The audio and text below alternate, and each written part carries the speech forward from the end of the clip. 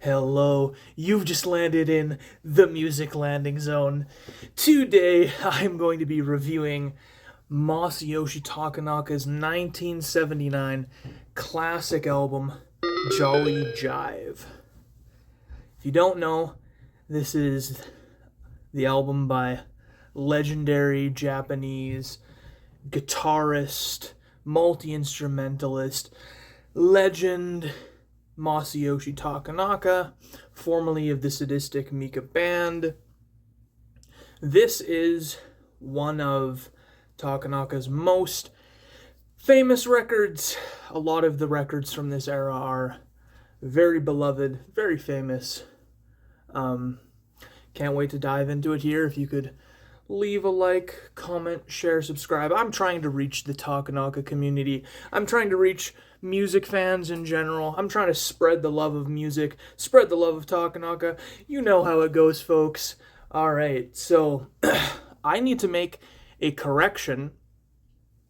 In my previous videos and shorts, I've been saying that 2009's Summer Road is Takanaka's final proper solo studio album, when apparently this whole time, these couple of years that I've been a fan, I've been missing two whole albums from his discography that I just didn't know. I thought that they were a compilation or a live album or something like that. So he actually had his final album is actually in 2010. So going forward, I will be, use the correct information. I think it's important to acknowledge when you screw up, which I did.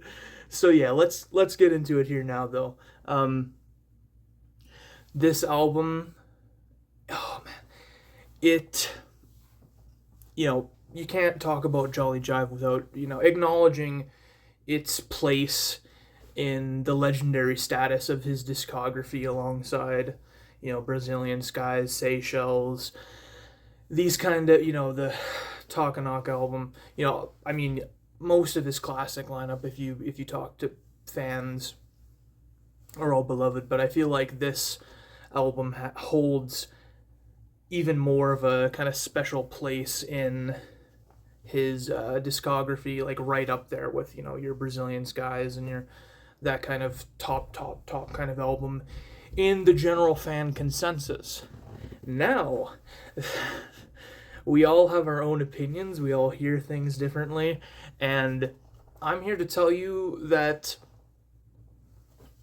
this historically has not been an album that I reached to within the Takanaka discography, which may surprise some people, but I'm here to tell it like it is for me, for my story with him and my ears. But I've been sitting with this album for the past couple days. I've spun it 5 or 6 times at least, I think, in full again, for this review. And if you somehow don't know Takanaka already, what does it sound like? Well, it's always got this Takanaka flavor of sunny, positive, beach sort of sounding jazz fusion with gorgeous guitar playing. If you know anything about Masayoshi Takanaka, you're probably aware of his just top tier, top shelf guitar work. His lead lines are excellent. They're legendary. They're expressive. They can't all be his best lead lines of all time, but we're talking, like, in my opinion, anyway, folks, this is truly one of the best lead players I've ever heard. I'm talking, I'd put him in conversations with players like Steve Hackett or Dave Gilmour, or these kind of legendary status guitar players. So that's the level. He's amazing. Check him out if you haven't. I'm a big fan of Takanaka. I think you should check him out if you haven't somehow and you're on this video. Anyway, yeah, this album is once again perfectly encapsulated by its album art in the vibes that you get here. It's tropical, it's beach ready, it's summer, it's sunshine, it's fantastic stuff really overall. And I think this album has a very good shot of being people's personal favorite Takanaka album. Is it my personal favorite Takanaka album? We shall see, but I wouldn't get your get your hopes up too much for my own takes on it. But I think it's a good album though. I think it's a really good album still. So yeah, again, like I was talking about my history, just going over that briefly again.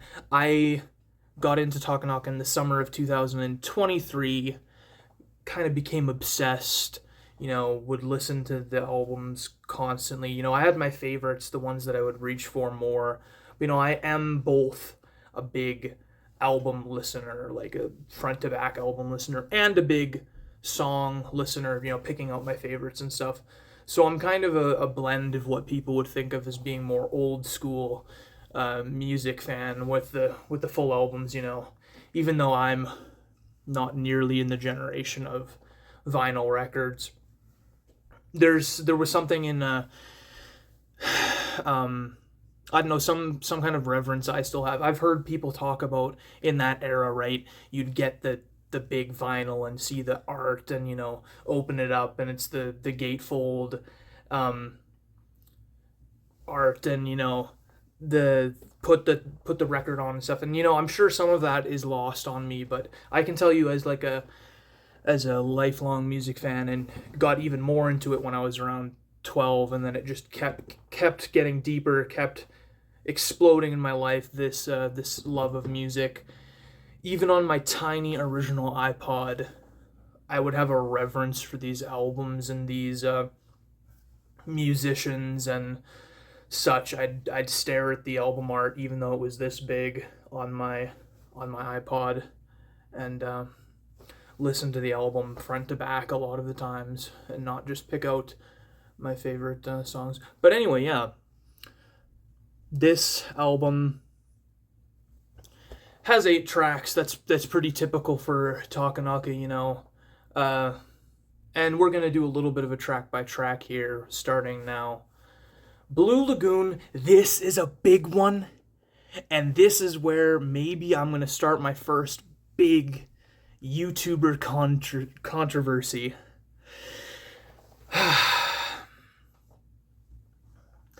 Let me start off by just talking about Blue Lagoon, the track, a little bit. It is, once again, if you've been following along in my series, you'll know what I'm referring back to here, but it's another one of these kind of tracks that's set to some gorgeous, stringy, kind of cinematic sounding, orchestrated stuff, and then he's doing absolutely fantastic lead playing over top of it.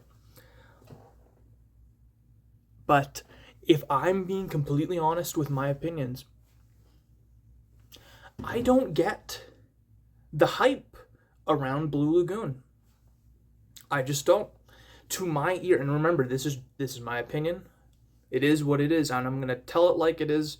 For my ear, you're perfectly valid to think this is one of his greatest songs of all time. But to my ear, this sounds like the little brother of, some of his previous tracks that have done this kind of a vibe. I just don't like it as much. It's still a good track. I don't have any complaints when I'm listening to it. It's got gorgeous playing. It's arranged gorgeously. Well, my one complaint actually is kind of a complaint I have for most of the album. Sure, I'll talk about that now because I'm a rambly kind of person. So, this album, it's produced kind of strangely. I don't know.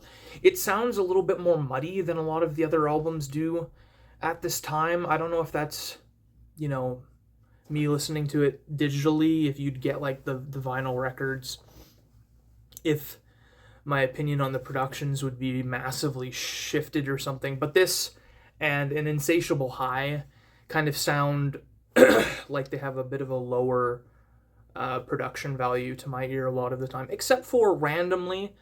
To my ear, we'll get there when we're gonna go back to the track by track. For me, track 7, Parallel Turn, randomly sounds amazing. It's actually amazingly produced. But then, and actually kind of Rainy Day Blue as well, the final track, sort of also sounds really good. But a good chunk of this album, I don't know what it is. The production just doesn't sound as crisp, as shiny as a lot of the other stuff. And maybe, that's a production choice that vibes with you. It doesn't as much for me. But yeah. So yeah, my first big controversy, Blue Lagoon, not one of my favorite Takanaka tracks of all time. There it is. That's the hot take. In fact, let me take it one step further. As of today, opinions are always subject to change. As of today, Blue Lagoon is actually, again, I like the track, but it actually is my least favorite song on Jolly Jive. There it is. We'll stop talking about Blue Lagoon now and move on. Radio Rio. Here we go. This, I love Radio Rio. It's catchy. It's got, it's almost, you don't need to say this, but it's got fantastic playing everywhere. It's catchy to my ear. It's a great vibe. It's all the things you'd want from a Takanaka track. Explosion is a surprisingly short track, coming in at 2 minutes and 26 seconds.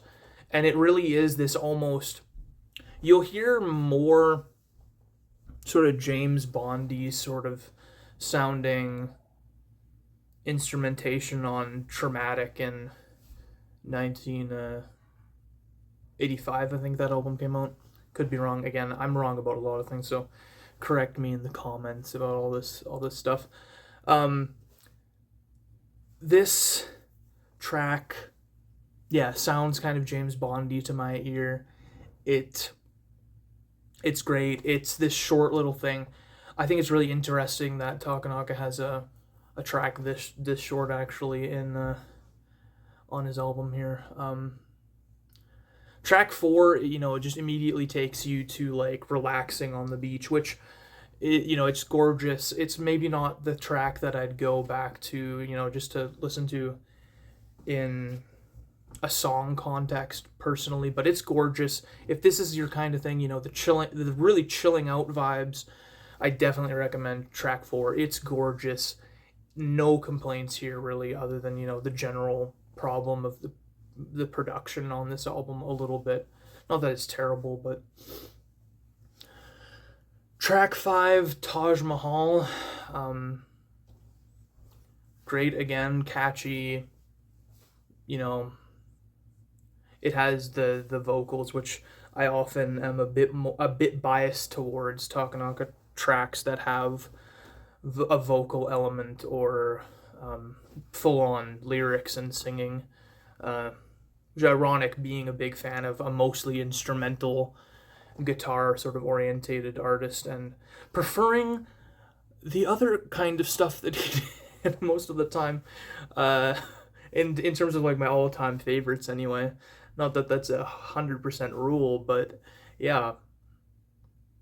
Yeah, Taj Mahal, gorgeous, catchy, fun, great vibes. Bamboo Vendor, one of track 5 or 6, I believe, if I am correct, are a cover. I've heard that before. I don't know which one of Taj Mahal or Bamboo Vendor is a cover. Put it in the comments. I don't know. I didn't make a ton of notes for this one.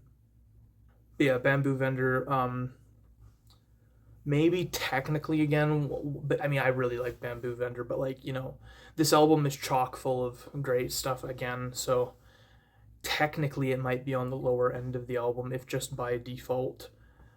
We get to track 7, which the English title, according to what I have here, is Parallel Turn. This is my favorite song on the album. This is great. It's catchy, it's melodic, it's, all of the tracks have gorgeous playing. It's fantastic, I'm telling you. Parallel Turn, I would easily put this in my top favorite Takanaka. And Rainy Day Blue is again one of my favorite on the album. Gorgeous, interesting, really cool kind of keyboard stuff going on here too, along with the interplaying with the bass and the fantastic guitar as always. Yeah, this is an important album in the Takanaka discography. It's great. It's historically relevant. It's culturally significant in his discography. But all of that being said, what do my ears think? What does my brain think? What do I think in terms of an out of 10 score rating? Please don't bring out your pitchforks, but I'm going to give Jolly Jive by Masayoshi Takanaka, love Takanaka, a 7.5 out of 10. It's not one of my all-time favorites. It's got good stuff. Listen to it, buy it, support Takanaka. It's a great album. It's just not one of my personal favorites at the moment. So yeah, if you could please like, share, subscribe, check out my details on the info, check out my community posts. I'm posting on there a little bit, taking polls, taking, doing discussions, a couple quizzes maybe, just having fun over in the community section. Yeah, please have a fantastic day. Stay amazing, stay awesome.